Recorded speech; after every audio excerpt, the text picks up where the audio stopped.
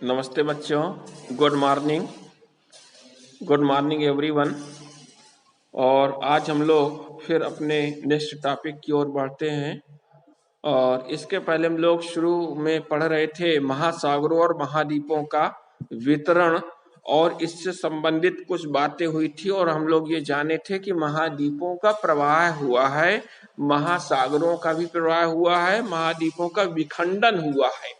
शुरुआत में सभी महाद्वीप जुड़े हुए थे और फिर इसमें लाखों करोड़ों वर्षों का समय लगा और महाद्वीप अलग अलग हुए, एक दूसरे से दूर दूर हुए, उनका विखंडन हुआ। और इस विखंडन के परिप्रेक्ष्य में कुछ प्रमाण थे, कुछ तर्क थे, उन तर्कों की भी कुछ बात हम लोग ने की थी।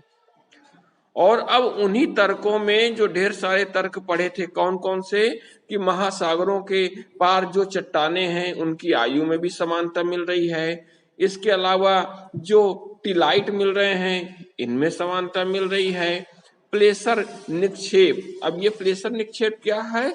जो सोने का जमाव तटों पे मिलता है वही जमाव दूसरे तटों पे भी मिल रहा है। इसके अलावा जीवाश्मों का जो वितरण हो रहा है वो वितरण भी दूसरे क्षेत्रों में, महाद्वीपों के दूसरे हिस्से में मिल रहा है। और इसमें प्रवाह संबंधी दो बल काम कर रहे थे। वेगनर ने बताया था कि पोलर या ध्रुवीय फ्लाइंग बल और दूसरा ज्वारीय बल। अब इसमें बात आगे करते हैं हम लोग कि एक अगला सिद्धांत आया, और जो सिद्धांत क्या कहलाया? संवहन धारा का सिद्धांत। इसको हम कन्वेंशनल करंट थ्योरी के नाम से जानते हैं। और ये सन क्या हुआ कि जो संवहन धारा का सिद्धांत था ये 1930 में सर अर्थर होम्स नाम के एक भूगोलवेत्ता हुए, अर्थर होम्स। और उन्होंने क्या किया कि मेटल में संवहन धाराओं के प्रवाह को व्यक्त किया। इसलिए मैं कह रहा हूं कि शुरुआत से जब भी हम जो जो टॉपिक पढ़ा रहे हैं उसमें कुछ ऐसे शब्दों का इस्तेमाल कर रहे हैं, उन शब्दों को आपको सीखना है और याद रखना है। यहाँ भी हमने एक शब्द इस्तेमाल किया, मेंटल। अब ये जो मेंटल है ये वही चीज है, पृथ्वी में जो 3 परत थी इसके बारे में हम लोग ने उस दिन भी चर्चा की थी जब हम लोग आंतरिक संरचना पढ़ रहे थे कि हमारी ये पृथ्वी है तो ये 3 लेयर में हमारी बटी हुई है। सबसे ऊपर की परत सियाल कहलाती है, बीच वाली परत शिवा कहलाती है और लास्ट वाली परत निफे कहलाती है। और जो निफे है इसी में जो पिघला हुआ लावा है यही मेंटल की आपकी परत है। तो ये जो मेंटल है यहाँ से संवहन धाराओं के प्रवाह शुरुआत हुई इसमें। और इसकी उत्पत्ति का कारण क्या हुई? रेडियो एक्टिव तत्व तो अंदर थे और उसमें उच्चतम ताप में जब बढ़ा, ताप में भिन्नता बढ़ गई और उसके बाद संपूर्ण मेंटल इन धाराओं के प्रवाह से पूर्ण हो गया, संवहन धाराएं चलने लगी और उससे महाद्वीपों का विखंडन हुआ। इसके बाद उन्होंने और बताया कि जो महासागरीय जो तल है, मैदान है, जलमग्न कटक है, गहरी खाइयां हैं, इनका भी समन्वय अलग अलग है। ये हर जगह एक समान नहीं है। उच्चावच का मतलब धरातल की जो ऊंचाई नीचाई गहराई है ये भी आपकी जो है अलग अलग है, चेंज, और कहीं भी एक जैसी इसमें नहीं मिलती है। और एक चीज ये भी कह रहे हैं कि जो महासागरीय अधः स्थल की बनावट है, अंदर की बनावट है। अब ये अधः स्थल की बनावट का मतलब कि समुद्र के नीचे की जो जमीन है उसकी जो बनावट है उसकी बनावट भी चेंज है। और इसमें महाद्वीपीय सीमा और वितल ये मैदान आपका है ना, और ये जो मैदान है आपका वितलीय मैदान जिसको हम कह सकते हैं, और मध्य महासागरीय कटक।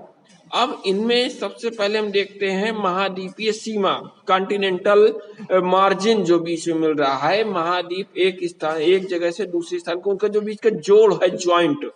तो महाद्वीपीय किनारे और गहरे समुद्री बेसिनों के बीच का जो भाग है इसी को हम लोग महाद्वीपीय सीमा कहते हैं। और इसमें महाद्वीपीय मग्न तट भी होते हैं, महाद्वीपीय ढाल हुआ करती है, महाद्वीपीय उभार होते हैं, महासागरीय खाइयां गर्त होते हैं, है ना।